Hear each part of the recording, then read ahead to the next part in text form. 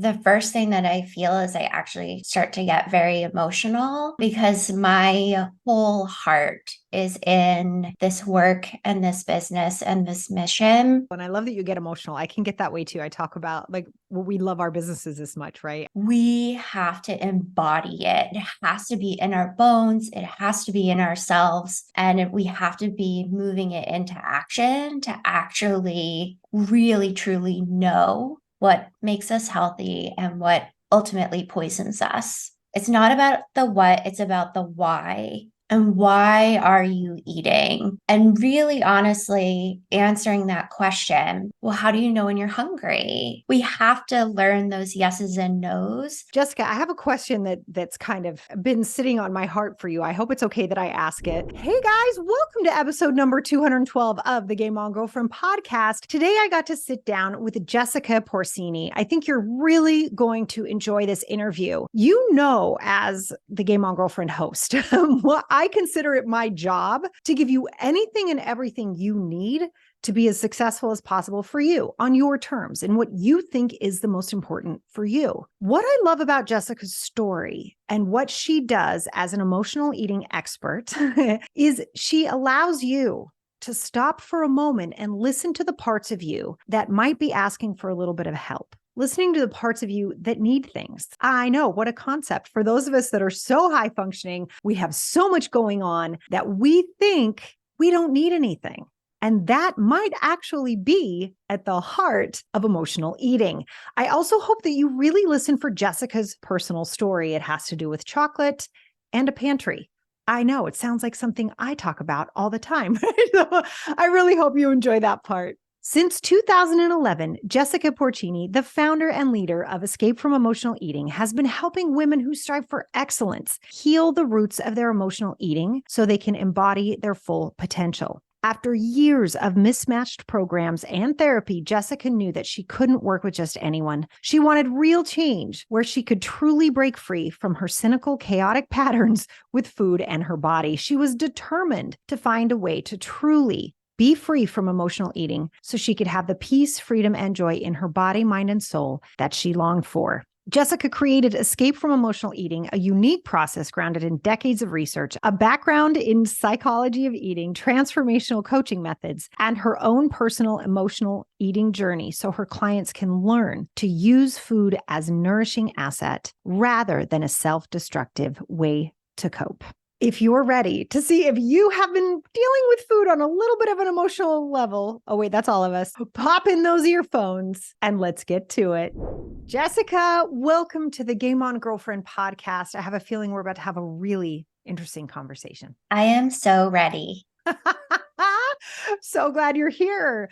So listen, I know we are going to be talking about all things emotional eating, really diving in on what's actually happening in our heads and our minds, food aside. And I know, you know how excited I am to talk about this. This is such an important issue. I feel like that just gets brushed aside a lot. And before we dive into all of that, which I'm really looking forward to covering, can you help our girlfriends understand a little bit more about why this is the path you've chosen, why this is how you spend your time and how you've created your business, and what makes your socks roll up and down when we talk about this? I love this question. And when I really take a moment to think about my why, the first thing that I feel is I actually start to get very emotional because my whole heart is in this work and this business and this mission. And I really don't feel like I chose this because this work is not for the faint of heart. It is difficult and challenging in many different ways. I really feel like this mission and this work in some way chose me. So, long story short, I was an emotional eater for many, many years and didn't know it. I had already gone through nutrition school, had all the kind of health and wellness expertise under my belt. So when I found out that I was an emotional eater with that kind of professional expertise, it really blew my mind. And one of the driving factors behind my work is I knew all that and I still couldn't get it together when it came with to food. then I know there's other people out there who are like me, who know so much about health and wellness, but really feel powerless Mm. at certain points in their relationship with food and their body. So, in a nutshell, that's why I do what I do. I feel like what you just described, that was so beautiful. And I love that you get emotional. I can get that way too. I talk about like, well, we love our businesses this much, right? I talk about that connection we can have to the actual work. I love that, Jessica. And looking at the difference between knowing something intellectually and experiencing it as a human being. Those are Right, two wildly different things. And I just really want to acknowledge you for sharing that, because I think there's so many times I've seen this with business coaches too, where they're like their own businesses aren't where they want them to be. So they feel this extraordinary amount of shame, even though they're right, excellent at helping other people, right? They're really good at moving other people's businesses forward, but they feel this sense of shame or this sense of like there's a secret. And I think it comes down to what you just described. I think the way that you articulated that was so elegant, because there can be book learning, there can be studying, right, there can be intellectual comprehension, and then an understanding of our day-to-day decisions as a person right. and how challenging that can be. And we have our own habits and immediate responses and thought processes that come in the way that don't make any sense. they go they Yeah. go right against everything we know intellectually. I think it is so vulnerable and honest and incredible that you just shared that the way you did. I really want to acknowledge that, Jessica. Thank you. And you're right. There is a difference between just intellectually knowing information, but that doesn't motivate us to take action. That doesn't motivate us to create change. And most of all, it doesn't help us actually embody what we know and to Mm. really change, especially when it comes to our health or our body or our emotional health or our mental health. We have to embody it. It has to be in our bones, it has to be in ourselves. And we have to be moving it into action to actually really truly know what makes us healthy and what ultimately poisons us. Ooh, I love that word, poisons, right? I had the Mm-hmm. strangest thought, Jessica, totally random thoughts by Sarah Walton right now. But I had this thought the other day. I was out with my son. He was at a soccer camp and we were taking a break, and I was just watching everybody eat, right? The boys are eating like 89,000 pounds of food because they just worked so hard, right? And I'm watching this. Bless them. And like, I know, right? They work so hard. I was like, wow. But just watching this and looking, I was like, I had this moment. You're going to be like, yes, Sarah, we know. But like, I had this moment of like, oh my God, really, we really are what we eat. Like everything Mm-hmm. they're eating is going into like their bodies and they're going to use it. And it was like, yes, Sarah, welcome to planet Earth. Like I had that thought too, like, duh. But what we put in goes in.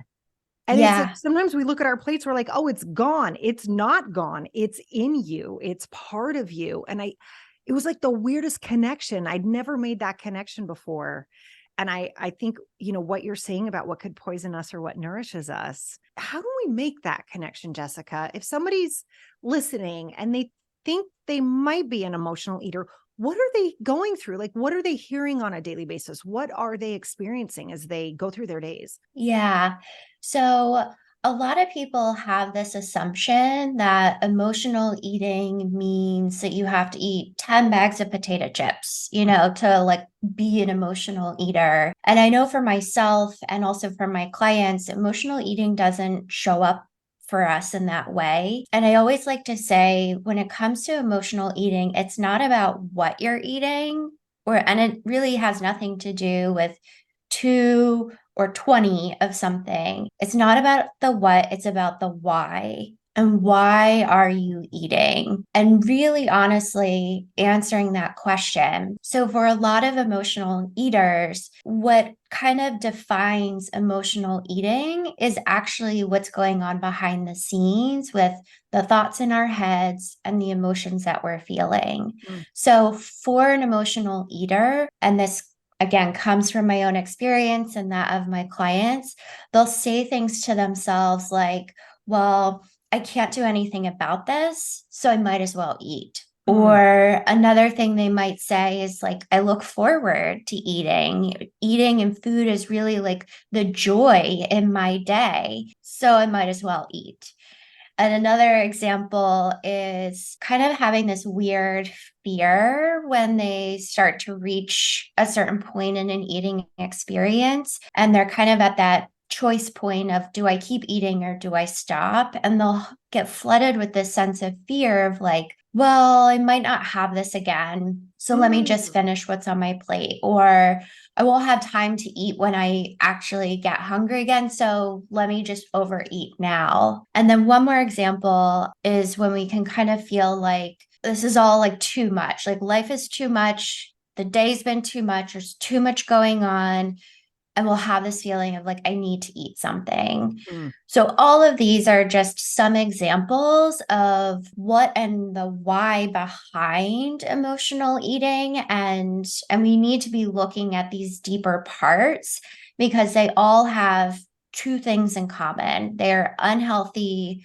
coping mechanisms. mm, So emotional eating is an unhealthy coping mechanism. And what makes something an unhealthy coping mechanism is that it involves self silencing and powerlessness. And all the examples that I just gave of like thoughts that we say to ourselves, each one of those examples has either a self silencing in it or that sense of powerlessness. Like, well, there's nothing I can do about this. So let me just eat something. yeah.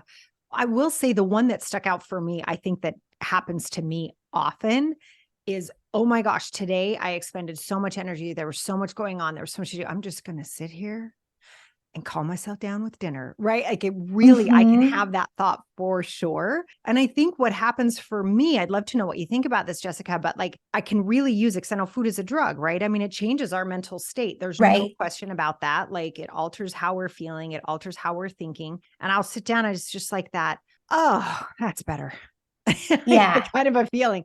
And is that more of a powerlessness, do you think? Or is that more as people are listening and trying to figure out where they fall in this? Is that more of a powerlessness or more of a self silencing? It really depends. And it's a great question because I don't think there's anything wrong with sitting down to a meal and having the intention to restore and to relax and to truly receive. I think all of that is very Interesting. healthy. Where that gets unhealthy is where it goes off the rails a little bit and Mm, we start using food or an external substance to force us to relax or to force us to kind of consume or something along those lines. So, an unhealthy example of that is like sitting down to dinner and just plowing through without even really a connection to your physical body. mm, So, it might start off with, oh, like, thank goodness, dinner. But then there's this tipping point of kind of realizing that you overdid it because you were disconnected from your body's natural language of fullness and satiation. So you mm. can see how kind of like nuanced this Yeah. gets. Yeah. Um, but what again makes something healthy versus unhealthy, what I believe has everything to do with, are you connected with yourself? Are you honoring your own personal integrity? Because unhealthy coping will go against yourself. It'll either harm or Mm. subtract or sabotage in some way. Make you feel, I think in this instance, right? It would makes you feel horrible later. Right. Like that, you end up getting upset with yourself later. And that's when we know it's an unhealthy coping mechanism. Yeah. Right. Honestly, and this is a really bold statement, there isn't any reason why anyone should be upset with themselves, specifically when it comes to what you're eating, because we are all human. We Mm, all are on this planet to learn and experience, and everything can be like course corrected. So if we're constantly engaging in this cycle of eating something we quote unquote shouldn't and then beating ourselves up about it, and that's happening over and over and right. over again, it creates a really toxic internal environment. Mm, And most of all, it ruptures the relationship and the trust that you have in yourself to where it's a point of like, well, I can't trust myself yes. to make decisions around food. I can't trust myself to make decisions about this, that, and the other. And then we've got a lot of work to do. Yes. Oh my gosh. I love that. I love the way you said that it ruptures your relationship. I've always said, I might steal that, Jessica. That's fantastic. I've always said you damage your own listening of yourself. Like you don't believe Yeah. you when you say things, right? And that's Hmm. actually the harm that's being done because anything else can be course corrected, like you said. Yeah. Oh my God, that's gorgeous. So let's talk more because I think this is really important, especially I think for business owners, this can hit really hard. I think for, humans who identify as women cranking throughout the day, all day long is self-silencing. Yeah. You say more about that. I mean, I think the definition I have is like anytime you devalue or ignore your own inner needs or thoughts. Is that it or is there more to it? Yeah. That's pretty much it. Okay. I would say the self silencing is a symptom of the rupture in your relationship with yourself. We could also talk about it in a way where there's this disconnect or this disassociation from your own inner guidance or inner Mm, compass, or some people use the word intuition. And some of this comes from our upbringing and past traumatic experiences, and again, ways we learn to cope with difficult situations. And then some of this is like baked into this patriarchal society where, especially women, we are taught to defer our needs, defer our hopes, defer our dreams to serve other people, to serve the family, to serve the business, to serve the society. And eventually, what happens is we can't keep running on fumes. mm, So we end up becoming very angry, but then telling ourselves we can't be angry. That's not okay. That's not acceptable. So it's just like a cycle, man. And like, it just feeds itself in the same way that mhm. emotional eating feeds it too. Yeah. And what I love about emotional eating and the portal that it opens Mm, when we're willing to do the real work is that it puts us back in touch with ourselves. It mm, from even just the nuances of, well, how do you know when you're hungry? Because especially as women, we've been taught that it's not okay to be hungry. We shouldn't be hungry for food and we shouldn't be hungry for success. or anything. Yeah. Right. Really, just take Love care of or everyone like, else. Yeah. yeah, don't have Hmm. any needs is basically Hmm. what we've learned. Yeah. So it's like not only permission to be hungry, but to be then able to honor it and move it into action. Same thing with fullness, about knowing when to say enough is enough. I'll Hmm. circle back around, like we have to learn those yeses and nos.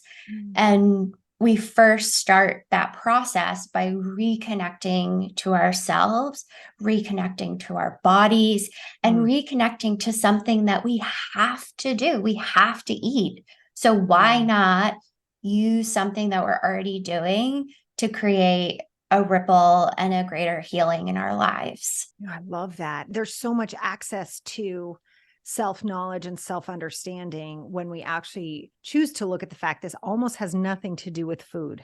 I mean, it does, Right, it's like the thing we use, right? But actually there's so much right. else going on that has nothing to do with that. Jessica, I have a question that's kind of been sitting on my heart for you. I hope it's okay that I ask it. And it Let's is do it.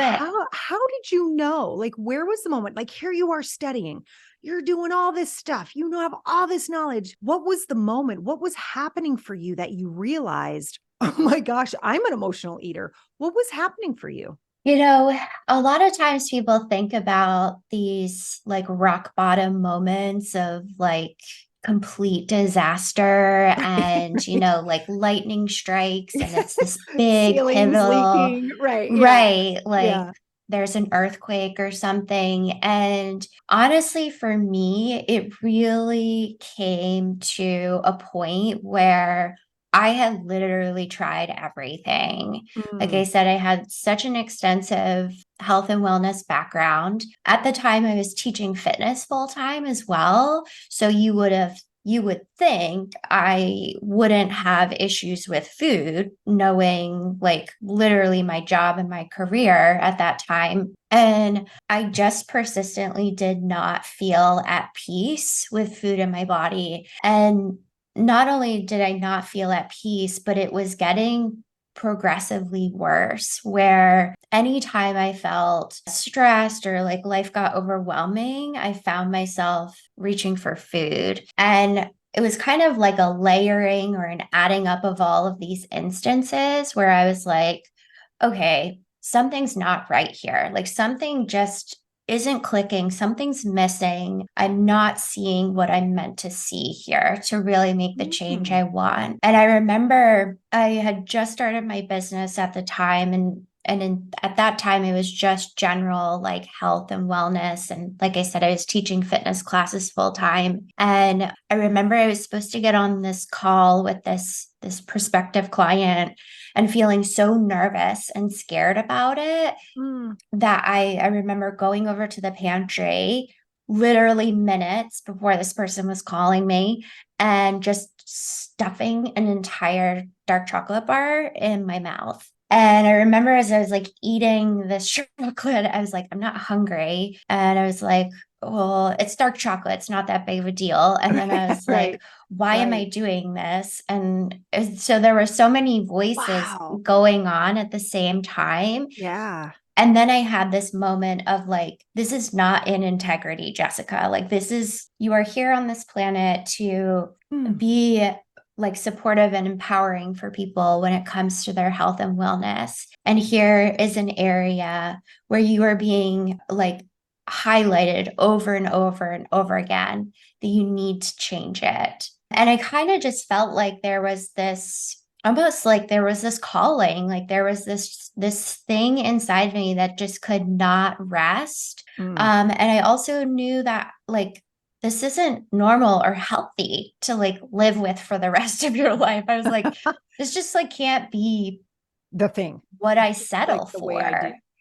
Oh my Yeah. gosh, Jessica, I love that. Wow, how insightful. Like that is so self-aware. And I had a spidey sense. Like there was a moment and there it was in the pantry with the dark chocolate. I think that's really like going back to where we first started about how human beings really embody change. It's in a moment, like there comes a moment where you go, wait a minute, what's happening right now? And I think it's so critical one that we identify them. And I think as humans, I think again going back to generosity, it is so generous to share those because it helps other people know they're not alone. And even with all the intellectual knowledge, we can still have moments where it hits the body, it hits like the core of the soul, and you go, wait a minute, this is out of integrity. It's so Right. powerful because what a motivation to look, right? Because it is not easy work to say, all right, we're taking this on now. We're going to look at this.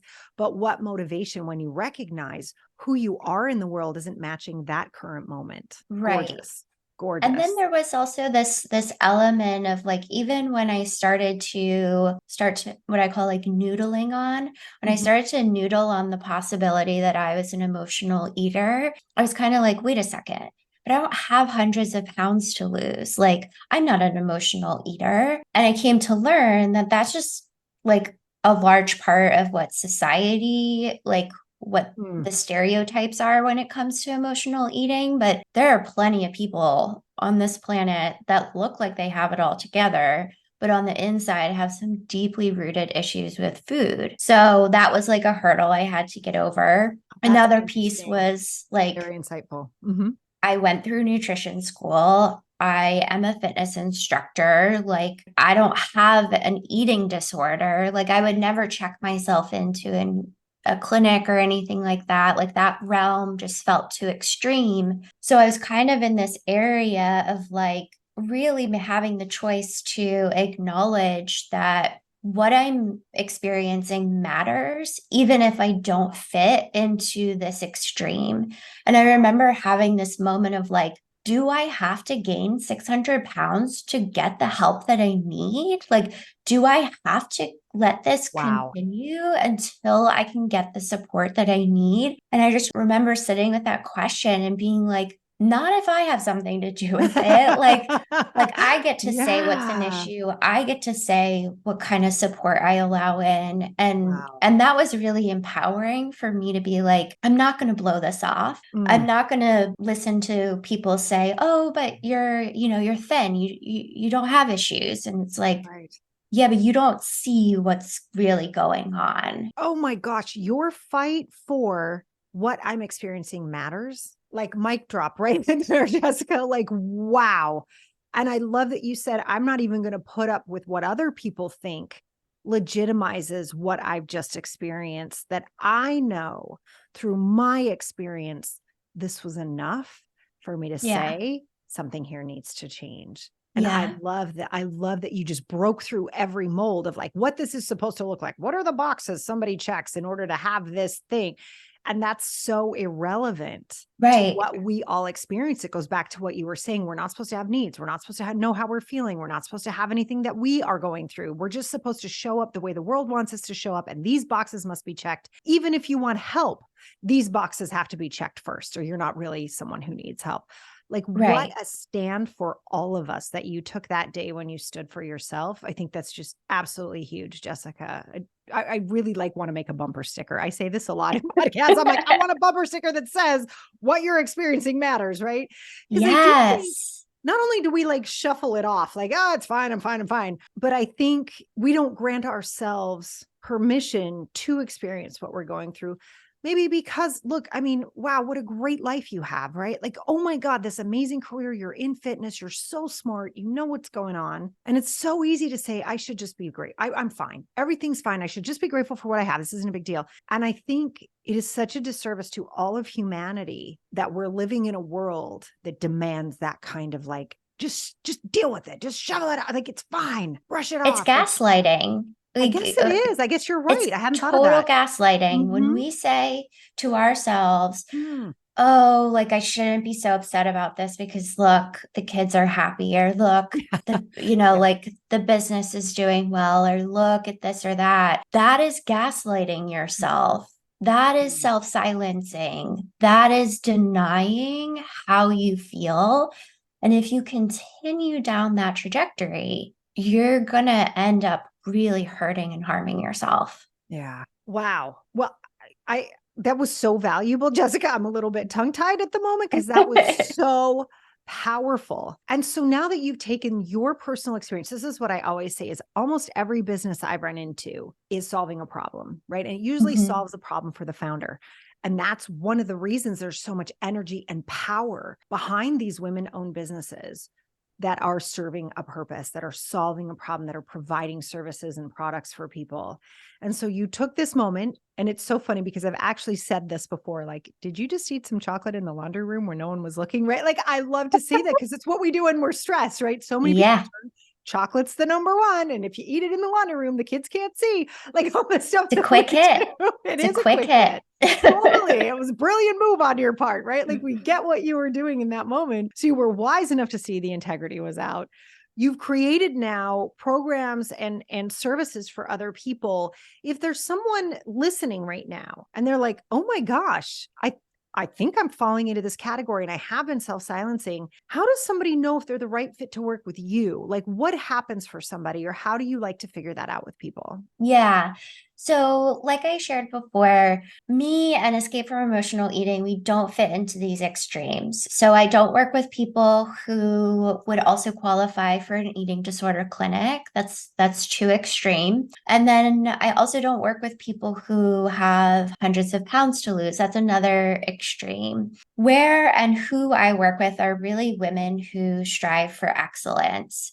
They Mm. strive for excellence and they've been using food to cope, to soothe, to try to escape their busy, stressful life. But using food to cope is definitely holding them back from their full potential and for Mm. the vision they have for their life. Another thing about the people that I work with are they often are so successful in so many other areas of their life, except for this place, except for this like most sacred, intimate, personal place, which is their relationship with food, their Mm. body, and themselves. Oftentimes, the people that I work with, like we talked a little bit about before, is like on the outside, everyone thinks they have it all together and everything's great and, they have the perfect life. But on the inside, it's a very different story. And They really value high level support. They really value intuitive coaches like myself, and they're really open to receiving support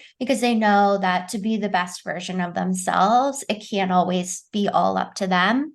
So they're definitely open to receive and implement and move forward and be held accountable, which can be a vulnerable process at times. Mm. So they're very diligent about who they work with. So this is kind of like a picture of who I ideally work with and what makes us a great fit.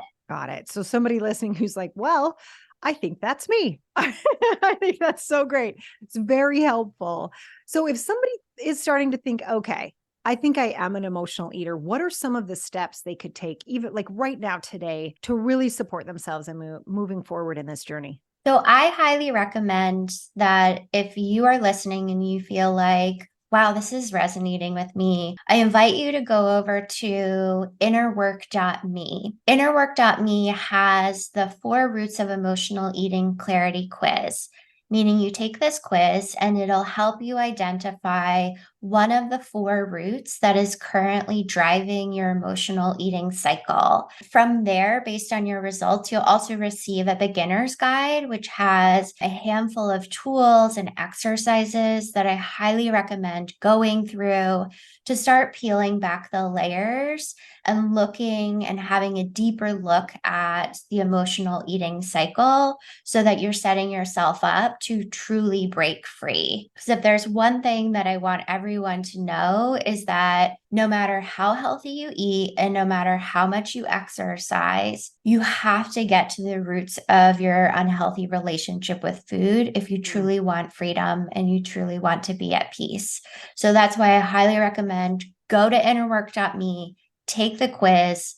Let's get down to the roots and let's make some changes. I love it. I love it. You guys, we're going to have a link to that underneath this video or in the show notes if you're listening. Jessica, thank you so much. I want to just really thank you for your vulnerability today, for your honesty, and for helping so many people see that you can look like you have it all together and there's still more room for you to grow and feel great about who you are. I so appreciate what you're doing. If somebody is loving you right now and they're like, oh my God, I need me some more Jessica, where can they go to find you? Come on over to escapefromemotionaleating.com. That's home base. That's the hub that has the links to all the things. You'll also see an application on my website if you're interested in discovering if one of the Escape from Emotional Eating programs is a right fit for you. So, escapefromemotionaleating.com is a great place to start. Perfect. All right, you guys, we'll have that link for you. Jessica, thank you so much for your time today. I truly appreciate it. Thank you.